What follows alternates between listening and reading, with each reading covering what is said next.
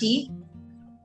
I'm Pratul. We have a child, Ishti. She's 4 years old, and we joined this program for her only, and but didn't knew it is for us Us also. also. Actually, it is for us more than for her.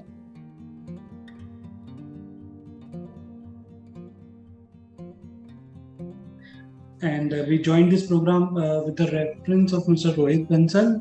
He's our friend from BCI, and We got so much positive reviews from him that it was like he was pushing us, literally pushing us. You have to do this program anyhow, and we are grateful that he pushed us to do this.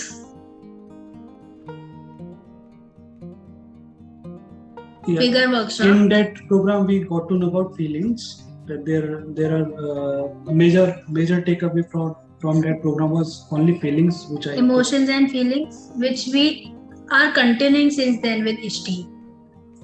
So मतलब वहाँ से पता चला कि इतनी सारी तरह की फीलिंग्स होती हैं और उसको कैसे हम एक्सप्रेस कर सकते हैं और बच्चे से कैसे निकलवा सकते हैं. So मतलब कैसे एक्सप्रेस कर सकते हैं, नॉट निकलवा सकते हैं. So we जैसी फीलिंग्स सबकी होती हैं वैसी हमारी भी होती हैं. और कोई इमोशन नेगेटिव नहीं है. ये सबसे बड़ी बात जो मैंने 2-day प्रोग्राम से सीखी कि there are no negative emotions. There is nothing as negative और पॉजिटिव. Feelings are feelings. उस मोमेंट में जो फील हो रहा था उसके लिए ठीक था, and it is doing wonders अभी भी.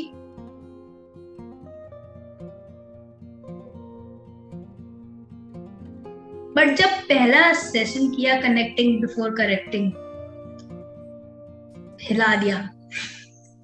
वो जो इतना टफ था कि अपने ही पेरेंट्स के लिए एक्सप्रेस करना, उसने समझाया कि कितना मुश्किल है. यहाँ तो सब चलता रहता है, पर उसको एक्सप्रेस करना इज सो टफ. वो भी उन लोगों के साथ जो मतलब हमें पता है कि हमारे साथ कुछ भी हो जाएगा, हमेशा they will be there, they are with us, हमारे सबसे बड़े सपोर्टर्स हैं, बट कभी हमने उनको आज तक थैंक यू नहीं बोला. वो फर्स्ट असाइनमेंट ने ही मतलब माय माइंड वाज ब्लोन कि ये क्या हो गया, ये क्या बोल दिया, ये कैसे होगा.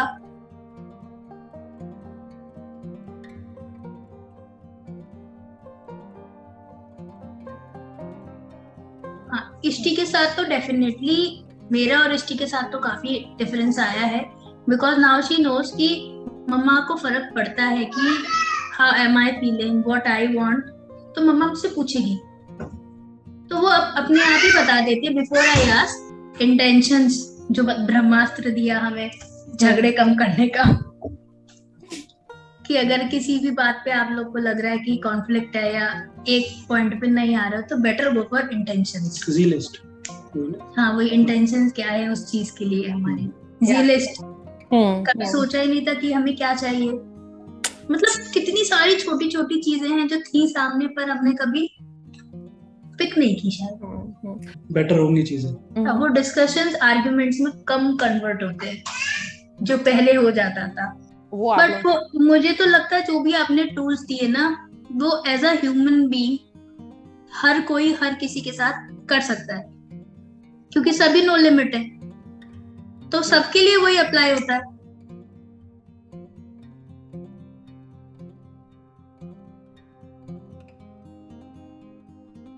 ना मतलब शायद हर क्लास में मेरा टेक अवे यही रहा होगा कि जो भी हमने सीखा पहले मैं उसको खुद पे लगाना चाहती हूँ, बच्चे के ऊपर लगाने से पहले. उसका क्या आउटकम आएगा, क्या फीलिंग्स आएंगी, कैसा महसूस होता है, तभी समझ में आ सकता है. जब तक खुद से उसको नहीं करोगे नहीं पता चल पाता. हाँ, तो उसमें जैसे पहली बार पता चला कि डेटरेंट और punishment are very different from each other.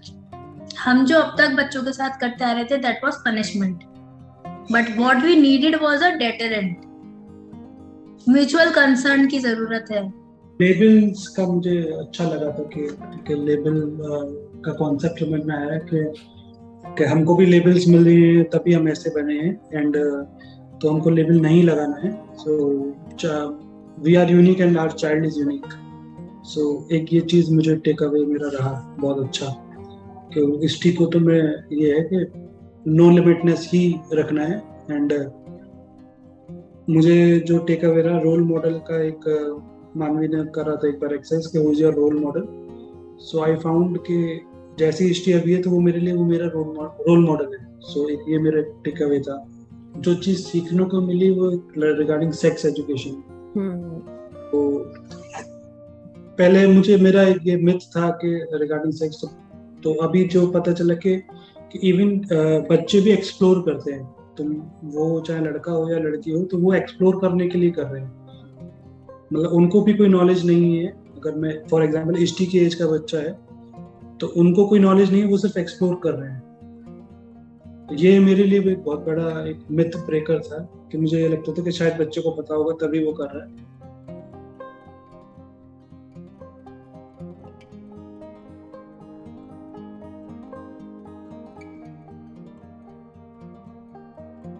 ये ना परवरिश तो है ही, मुझे लगता है पर्सनैलिटी ग्रूमिंग प्रोग्राम भी रहा मेरे लिए कहीं ना कहीं। सेल्फ ग्रूमिंग भी बहुत हुई मेरी। मेंटल पीस थोड़ी मुझे मिली इसको करके। जैसे जब हमने स्ट्रेस और एंजाइटी वाला किया, then I got to know कि कितनी छोटी छोटी चीजें मुझे एंशियस कर देती हैं। वो मैं कैच कर पाई।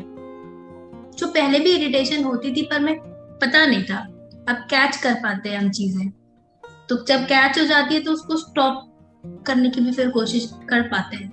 अभी हम कॉन्शियस है। मतलब वो फेलियर तो आता ही है, देखिए मतलब फेलियर भी आता है, कंपैरिजन भी आता है, स्ट्रेस भी आता है, सब चीजें आती है। बट अभी मैं कॉन्शियस हूँ, ये पता है मुझे कि अगर ये आ रहा है तो ठीक है। आई ऑल्सो नो कि मुझे इसे कैसे कोप अप करना है।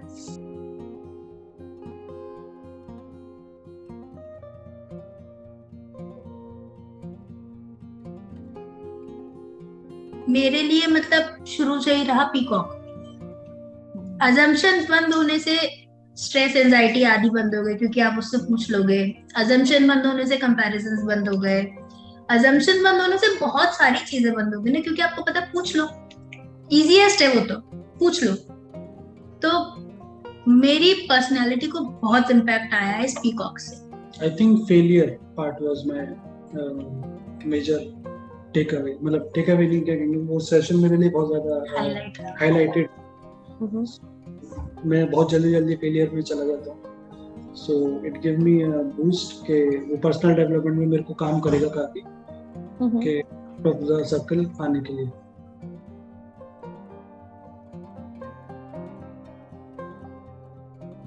सब पेरेंट्स कोशिश तो जी लिस्ट के हिसाब से करते हैं, ठीक है। तो एंड एवरीवन इज वर्किंग, मतलब giving their best to their child.